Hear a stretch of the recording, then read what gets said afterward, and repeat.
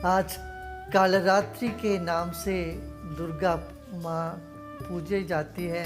कालरात्रि वही है जो अज्ञान को दूर करने वाली होती है। द्वैत भाव से हटकर अद्वैत भाव में समा जाना। सो हम वही सो हम है, जो तुम हो वही मैं हूँ, जो वह है वही मैं हूँ। ये भाव जगा देते। चैतन्य शक्ति से ही ये सब कुछ बना है।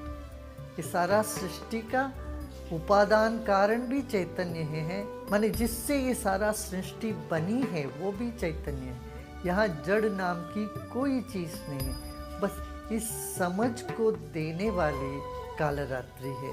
काली का रूप भयंकर लगता है, मगर काली का हृदय माँ जैसे है, माँ ही है, वो माने ममता भरी हुई हृदय है। इसलिए माँ काली सब कुछ देने वाली है। और माँ काली और कृष्ण में कोई भेद नहीं है। कृष्ण बाहर मनमोहक रूप में रहे और उन्होंने भी द्वैत से अद्वैत की ओर ले गए, अज्ञान को दूर किया, सबका अज्ञान को हनन किया, अधर्म को हनन किया। महाभारत में यदि श्री कृष्ण नहीं होते तो महाभारत होती नहीं थी। महाभारत का कारण ही भगवान कृष्ण है। उन्होंने जैसे ध्वंस कर दिया सारे नकारात्मकता को, सारे दुष्टों को, ऐसे ही काली माँ भी।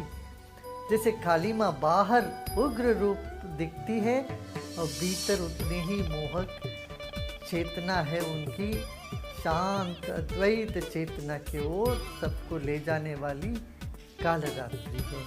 माँ दुर्गा का ही ये रूप है।